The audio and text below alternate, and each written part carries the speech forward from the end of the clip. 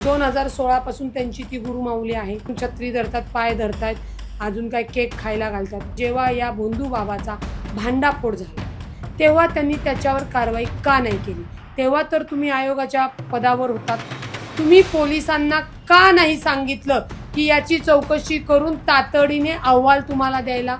त्यांना या सगळ्या गोष्टीची माहिती होती की त्यांचा गुरुमाऊली भोंद्या बाबा हा महिलांच्या शरीराशी खेळतोय, विकृत चाळे करतोय.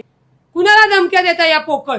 अशीच धमकी त्यांनी त्या खबरदार पुढारीवाल्याला दिली की ज्यांनी या भोंदू बाबाचा भांडाफोड केला होता. त्याच वेळी यांनी कारवाई केली असती तर आज एवढ्या महिला अत्याचाराला बळी पडल्या असत्या का? मी काय रे करणार आहे? अक्कल आहे का डोक्याचा भाग? कीड लागलेली आयोगाची अध्यक्षा. चाकणकरांचं सुद्धा म्हणालेलं आहे काल राजीनामा दिल्यानंतर त्यांचं असं म्हणणं होतं की हे जे फोटोज आहेत ते 5 वर्षांपूर्वीचे आहेत. त्यानंतर त्या बाबाने काय केलं ते मला माहिती नाही, ते त्याचं वैयक्तिक आयुष्य. बरोबर. आता तुम्हीच प्रश्न विचारला. 2016 पासून त्यांची ती गुरुमाऊली आहे.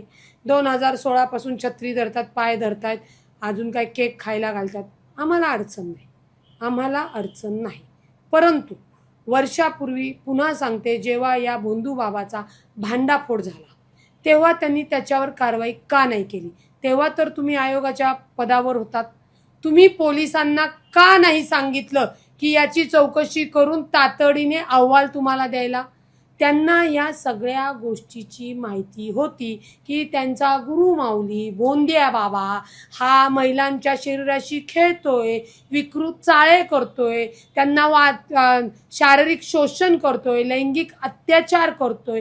हे माहिती असून सुद्धा राज्य महिला आयोगाच्या अध्यक्षा यांनी मूग गिळून बसल्या होत्या आणि पीडिताची बाजू न घेता त्यांनी या भोंदू बाबाच्या बाजूने पोलिसांना सुद्धा पत्र दिलेली आहेत.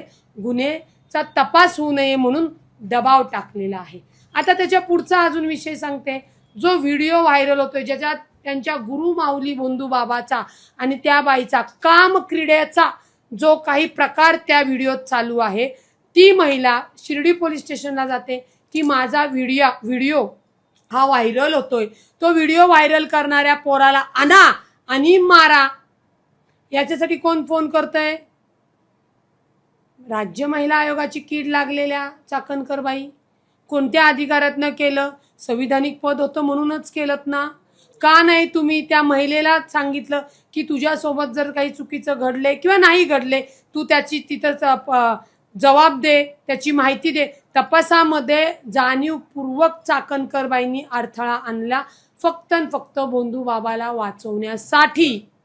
त्याच्यामुळे त्यांनी नैतिकतेच्या, कायद्याच्या तर त्यांना बुद्धीच नाहीये, त्यामुळे बोलूच नाहीये. आणि त्यांनी जे काही स्टेटमेंट केले त्याच्यावर तुम्हीही पत्रकार प्रश्न विचारतात. तुमचं तरी शिक्षण झालंय का नाही मला असं विचारावं असं वाटतं. कोणती बदनामी? तुम्हीच झाल्यात उघड्या. तुम्हीच भोंदू बाबाला मदत करताय आणि आमची कुठली बदनामी केली? आणि त्यातनं करायचं तर पाठवा नोटीस. आम्हीही बघतो कोर्टामध्ये दूध का दुधावर पाणी का पाणी. आणि त्यांनी जे सांगितलं की हा फोटो तो फोटो द्या ना कोर्टामध्ये, होऊ द्या ना.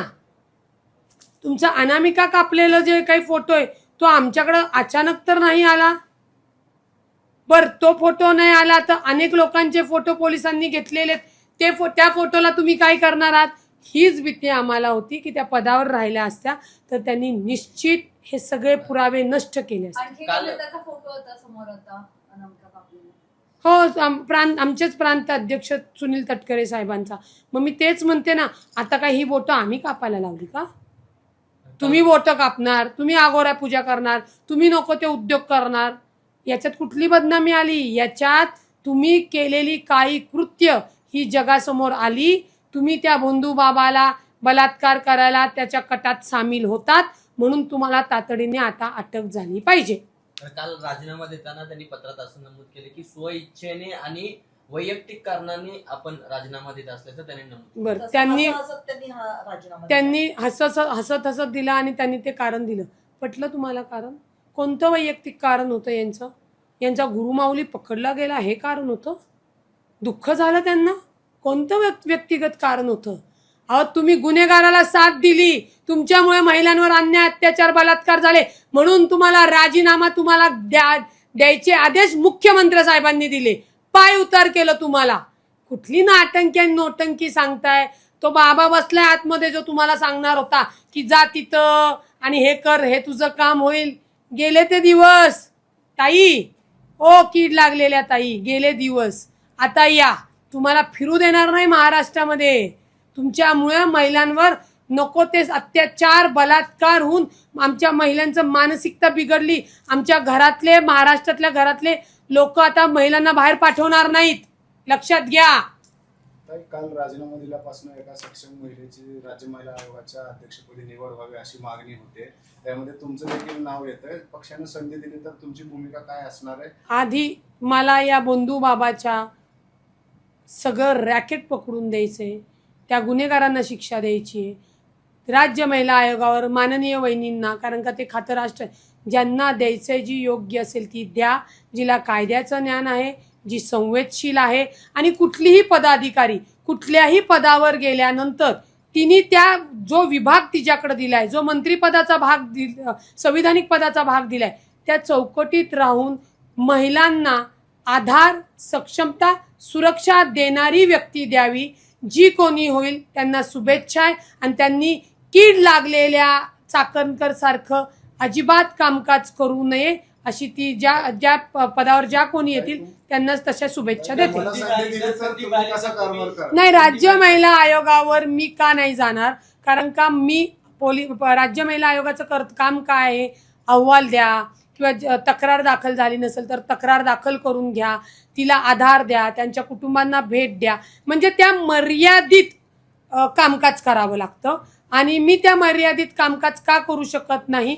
मला ते आवडत नाही. त्याच्यामुळे त्याच्यावर राष्ट्रवादी पक्षामध्ये अनेक कर्तृत्ववान महिला आहेत, त्यांनी संधी द्यावी. शेवटचा एक प्रश्न आहे की योनी पूजा असू द्या किंवा ते काय वायग्राची गोळी त्याने पाजली, ओशो वायग्रा सिरप, याच्यासारखे आणखी काय नेमके प्रकार घडलेले? नाही बाबा, मला नाही माहिती. मला नाही माहिती कुठले. मी ते अंजली धमानियाकडनंच ओशो व्हायग्रा सिरप घाण, अरे ऐकलं तरी हे बघ अंगावर काटा आला. घाणेरड योनी पूजा. अरे कामाख्या देवी आहे तिथं, तिचं प्रतीक आहे किंवा काय आहे, तिथं नमस्कार करतो आपण. हे अघोऱ्यांनी, विकृतांनी त्याचा नाश करून टाकलेला आहे. त्याच्यामुळे असल्या घाणेरड्या पूजेचं आहे ना समर्थन चाकणकरबाईंनी केलं, याचंच दुःख आहे. चाकणकरांचं राजकारण संपलं म्हणायचं. आता ते त्यांना त्यांचंच माहिती. राजकारण संपलं का, ब्युटी पार्लर सुरू केलं का, मोहिनी वश सुरू केलं. पण एक लक्षात आलं एवढ्या सगळ्या प्रकरणात, चाकणकरांकडे तंत्रमंत्र विद्याची PhD आहेत, त्या तेवढ्या शिकलेल्या आहेत.